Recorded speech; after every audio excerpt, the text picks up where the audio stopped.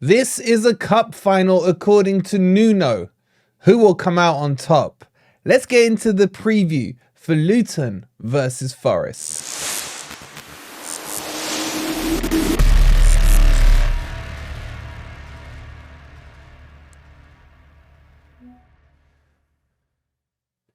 Good morning, good evening, or good night. Hope you guys are doing well, and welcome to your match preview for Luton Town versus Nottingham Forest. Has it really come to this? All the hopes and dreams of the season come down to, as Nuno calls it, a cup final. Coming up in today's video, we'll talk you through our predicted Forest team. We'll run you through the Luton team as best as I can. I don't really watch that crap. And of course, we'll tell you which way we think this game will swing and where it can be won and lost. If you're enjoying the content, please don't forget to hit that like button. Subscribe to Forest Fan TV if you are new. And Football Prizes have only gone and done it. They have framed up a signed home kit signed by Murillo, the Brazilian wonder kid. If you want this, then you damn well better get your tickets in quick. The link's pinned in the comments and in the description. And if you hit that instant prize, you will get Callum Hudson-Odoi's shirt. So go check that out. And don't forget as well, if you want to show support to the channel, you can give super chats thanks to videos as well. They don't have to be live. You can hit that $sign just below the video. Thank you to everyone, and we'll shout them out. Sharky, thank you for the £2 on the video the other day. Anyone who does it, we'll shout you out on the next video. Love you guys so much. Okay, speaking of love, I'm not in love with this game. I'm looking forward to 5 p.m. on Saturday. Well, I hope I'm looking forward to 5 p.m. on Saturday. I just want this one out the way. Now, the breaking news to bring you guys is that we're hearing that the points won't be deducted today. It won't be till after the Luton game. Now, could that be 5 p.m. after Luton, or a week, or even 2 weeks after the Luton game? Because of the international break, we don't know. But what I'm strongly hearing is the points are not coming off on Friday. Remember, as we've said to you off the bat, that they have until the 15th of April to basically charge Forest with the punishment. And all the rumours, I know the Athletic have sprung it and what have you, but I'm not hearing that at all. The probability is it will be after. Not with certainty, but very, very likely. So we're going to go into this game probably still 3 points ahead of Luton. And that's what makes this a 6-pointer, because if we beat them, we gap them by 6. We'd, increase our goal difference, decrease their goal difference. And then if the 6 points do come, then maybe we'll be okay. Who knows? But a lot is riding on this. Now, Luton themselves, I got to give them credit. They've been plucky this year. They've had the never say die attitude. There's little bits of them that remind me of the togetherness that Forest had last season, especially towards the end, where we were crap and they are crap, but we would fight through with team spirit and effort and everyone putting in 100%. But is that going to be enough to save them? Well, we all hope not, don't we? But in terms of injuries and what Nuno had to say today, the stupid journalist didn't ask him about it, so we don't know. What we do know is Tavares is close. I'm not sure he'll quite make this match, but he could be close to coming back. There's been no update on Reyna, and outside of that, Nuno pretty much has, well, I would say, 90 to 95% of his squad to pick from. We know Bolly is fit, and I got a feeling Bolly may start. I'll show you in a second on my predicted team lineup. But Nuno, what I like about him, did not shy away from saying this is a cup final. Most times what you get with managers before these kind of games is it's another game. The next game is the most important. All the usual manager rhetoric. He's just come out and said it. He said not only is it a cup final for us, it's a cup final for them. The winner takes all kind of thing. Getting nervous? Okay, let's get into the team and let's have a look at what I think it's going to look like. I think Nuno's going to go for it. I think he's going to go back to the 4-2-3-1 with playing a striker at the number 9. Now, I think Bolly definitely comes in for this one. Why? Because if you know your FIFA terminology and you know what a wing whore team is, then that is Luton down to a T. They just cross the ball, cross the ball, cross the ball. We're going to need good headers of the ball at the back. In fact, I was very tempted to rest Murillo for this game and bring in Felipe. Just bring in the two old guard man, Felipe and Bolly, just batting those balls away in the air with their heads. That could work and I wouldn't be against it, nor would I be surprised if it did happen.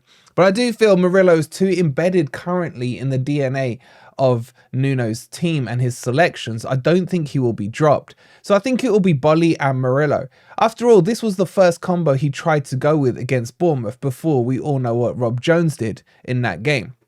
My only contention here is how fit is Tavares. If Tavares is fit, he has to come back on to replace Tuffalo. I got nothing against Tuffalo. But what I did like was the partnership of Tavares and Callum Hudson-Odoi down that left-hand side while we were starting to kind of click before he got injured. So I could see that happening. And on the other side, Williams seems to be establishing himself nicely as the first choice for right back, even though self-admitted from him, he's probably a right wing back. But it's good to see that he's a player that Nuno's been able to coach and develop with his team. Now, the area of contention is always going to be our 6 and 8.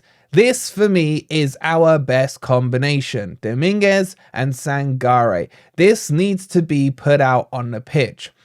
I don't care about all the hate that Sangare's getting. I don't understand the hate that Sangare's getting. A player who's had injuries, a player who has been away at AFCON, a player who hasn't had a run in the team yet. A player who doesn't even speak the language, and a player who has bags of quality that are being ignored by the Sangare haters. Why hate a player of that quality? I just don't get it. I really don't. He comes in 100% for me. I actually thought he played all right in the second half when he came on in our previous match against Brighton. And I think him and Dominguez will hold down and can hold down that midfield, especially if he anchors himself and plays a little bit higher up, releasing Dominguez to do his terrier-like motions all around the pitch. And then the three in front of them. Look, Alanga's been frustrating me a lot over the last few months, but he needs to be played out wide on the right. I'm close to putting Origi there. I've still been impressed with Origi over the last few weeks. And I could probably see Nuno putting Origi in for Alanga and then saving Alanga for his pace. But I think after the backlash he got from the Brighton game, he's going to have to go with the first two choice wingers, which are going to be Alanga and Callum Hudson-Odoi in this case. And then Morgan Gibbs-White in the middle, I think, is a given. The one I'm not sure about is whether or not you risk Taiwo again or you go with Cristiano Woodinho. Chris Wood, for me, suits the Nuno style a lot better than Taiwo. But there's just something in me that feels that play Taiwo in this game and he may get a couple of Bambi on ice goals for us. But having said that, Wood has scored against Luton this season already. And he's missed a hatful as well in that game that we shall not speak about. With that substitution that may go down in history, where Joe Worrell came on. Let's move on from that. But this is the team I would go with. Now, I don't know where Reyna is. I don't know how fit he is, how far off fitness he is. But if he is fit, it's about time Reyna had an impact on the Forest team. But this is my team. What do you guys think? Would you go with it or what changes would you make?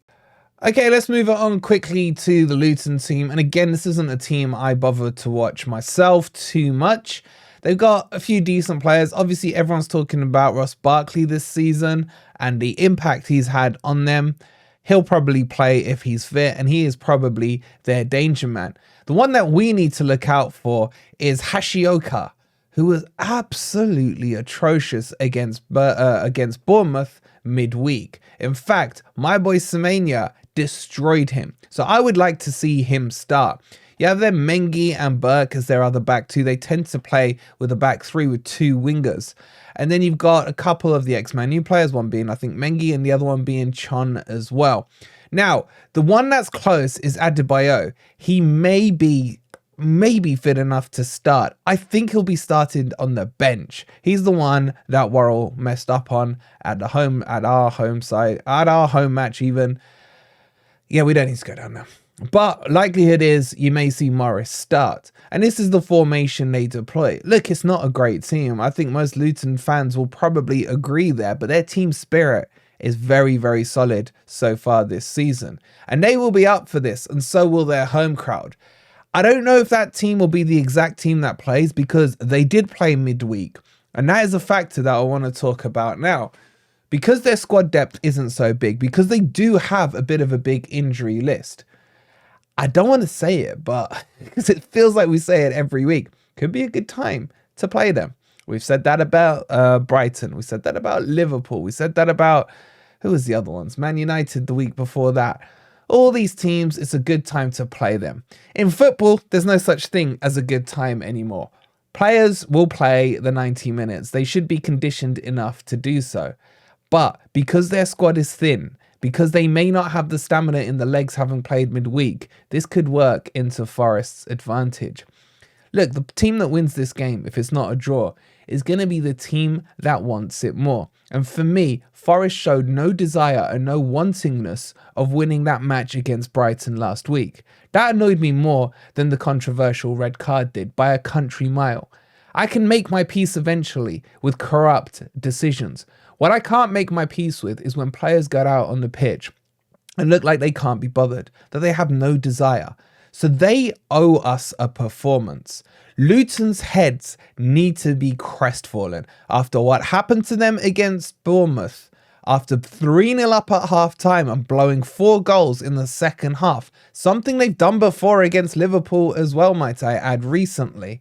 They need to be crestfallen, but I don't think they will be. I think they'll be able to brush this off and look us in the eye and try and take us on. If Forest win this game, then you will see Luton's heads drop. You will see them collapse. And this could be the end of Luton. But who knows, man? Who knows? The roller coaster, as I said in the video the other day, is only just beginning. Am I nervous about this one? Yes. Look, on paper, Forest win this 9 times out of 10. But let's not forget, last time we went to Kenilworth Road, they cheated.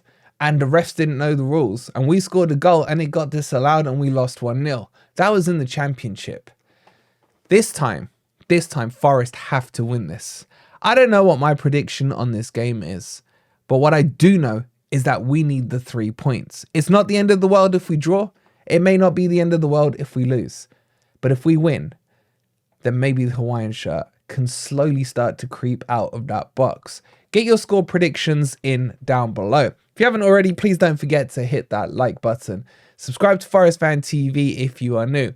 We got the Predictor League coming up later on this afternoon, and a late grumpy old Reds at about 9:30. So if you're still awake, make sure you tune in for that live podcast. And until then, go get your Murillo shirts. And thank you so much for watching. We'll see you later on this afternoon. Come on, you Reds.